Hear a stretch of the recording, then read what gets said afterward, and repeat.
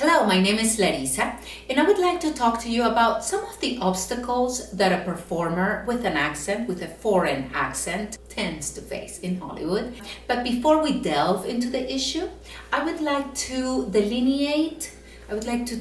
define some premises, some principles that are very important for this particular issue. So the first premise is this.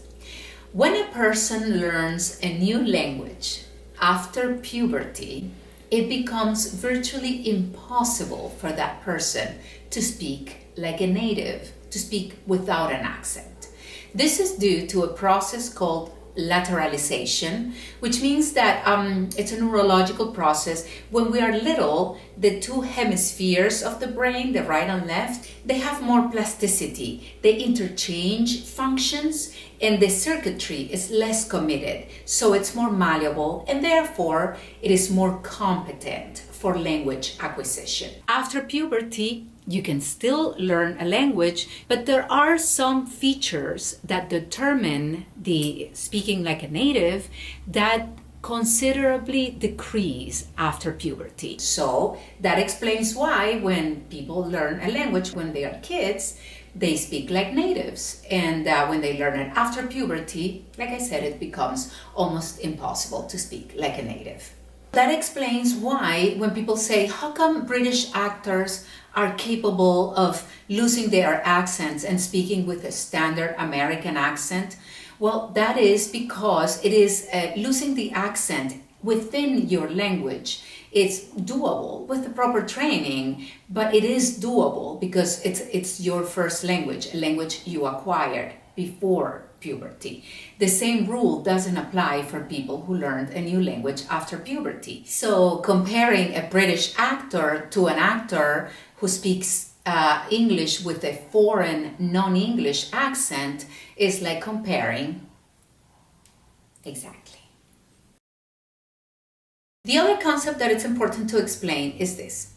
The definition of an immigrant is this. An immigrant is a person who is born in one country and then moves and resides in another country. So the immigrants who don't speak with a foreign accent are the immigrants who learned English as children when they were little.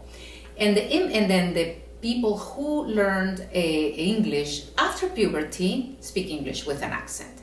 Now, this is very important because when a person makes fun of somebody who speaks with a foreign accent, it's a subtle way of making fun of a social group. They're making fun of an immigrant.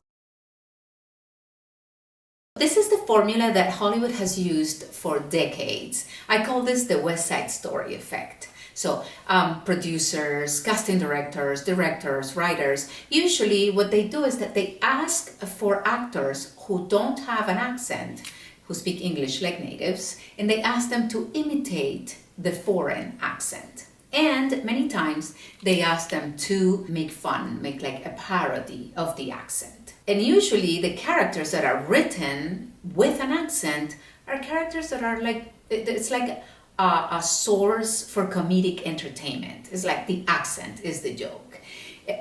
Wait a second. This reminds me of something. Like 80 or 100 years ago, they used to hire white actors and they used to paint their faces in black.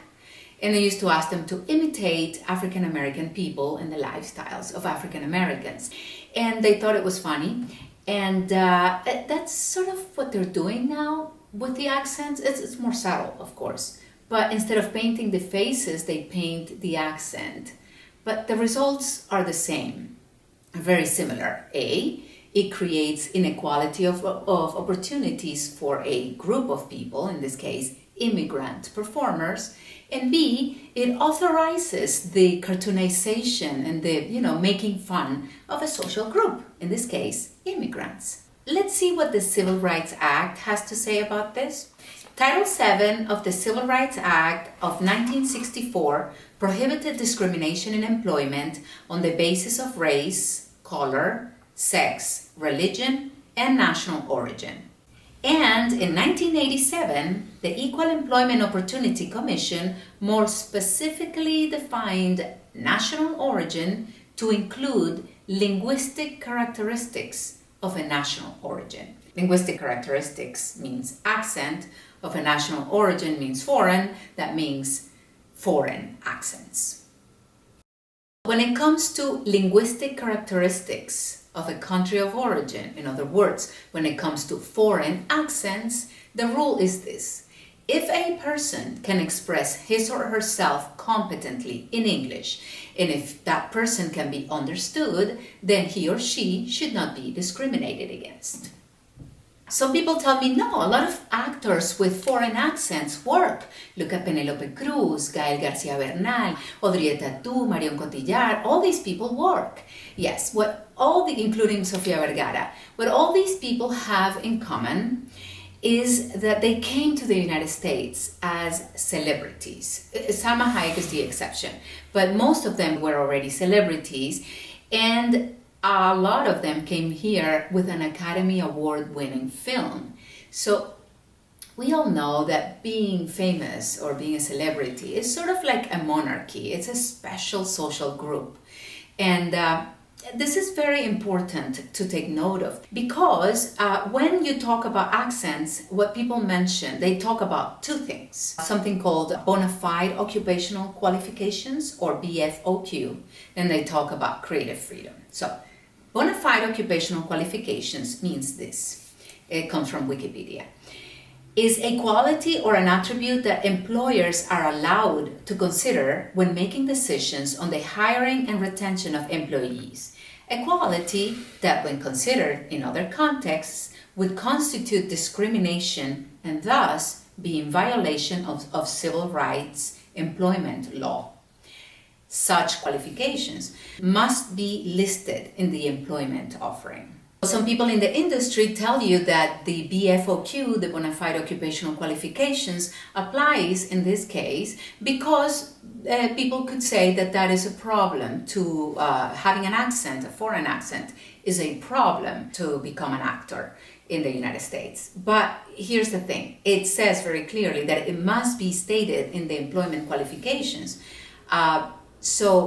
Because if it's a problem to have a foreign accent, then how come it's not a problem if you are a celebrity, and it is a problem if you are a commoner? So if it's a rule, it should apply to everybody, because we live in a democracy, right? Having a set of rules for the elite and another set of rules for the commoners, that's a characteristic of a monarchy. And Hollywood is just another industry. It's not the kingdom of Hollywood or the princedom of fame. It's just another industry within a democratic country. So it should follow the same rules that all the other industries follow. The other concept that people bring up when we're talking about the issue of the accents is that they say that writers, directors, that they have creative freedom. That if they choose to hire an actor who doesn't have an accent and they want to ask that actor to imitate the accent, that they have that right. Absolutely, that is absolutely true. But when that is the persistent choice, or the other choice is to hire a celebrity, then that doesn't really constitute creative freedom, but rather it becomes a discriminatory practice. In Hollywood, when you audition for roles, there is a category of roles called nondescript roles. These are roles that are not specific, they're not gender specific, they're not race specific, they're usually open to different ideas. And when you speak with an accent and you audition for those roles, they tell you that you can't because it wasn't written with an accent. It's open to all the genders, it's open to all the categories, but not to people with accents. So when they write a character with an accent, they hire somebody who imitates the accent, or they hire a celebrity. And when they write nondescript roles, people with accents are not allowed. So that makes it really difficult for commoners with accents, with foreign accents, to work. I've talked to a lot of immigrants over the years, and every time the issue of the actors with accents, the imitation of accents and the making fun of, every time it's brought up, we all agree on one thing. We don't like it. We don't like it. Not that anybody even cares, but yeah, we don't like it. And we especially don't like it when they imitate and make fun of the accent. It's offensive and it hurts us. I'm not talking about it hurts our feelings, it hurts us professionally, financially. Did you know that there are professionals such as teachers who don't get promotions and or respect because of the accent? Because no matter how hard they work and how much they study, whatever they say sounds laughable because of the accent.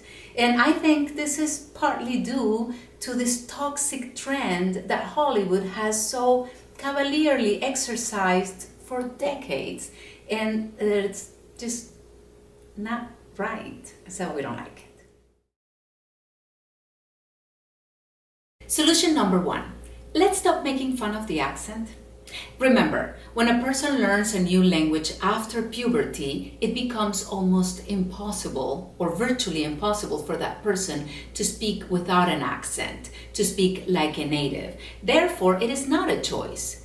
And therefore also, making fun of the accent, in these cases in foreign non-English accents, is akin to making fun of a person's skin color or sexual orientation and so on. Solution number 2.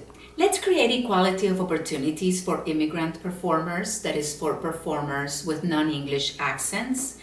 And that would be for actors for movies, TV shows, cartoons, animated features, commercials, voiceovers, WALA sessions, ADR sessions, video games, and so on, and also for TV and radio hosts. Remember, when it comes to linguistic issues, in order for all of us to have the right at rolling the dice in the pursuit of our happiness and in the pursuit of our dreams, the rule is this: if a person can express his or herself competently in English, and if that person can be understood, he or she should not be discriminated against. Remember, Shakespeare said, "Art holds the mirror up to nature." Let's allow the image of immigrants to be reflected more accurately and also more respectfully and compassionately in the mirror of the creative expressions of the media. Thank you for watching.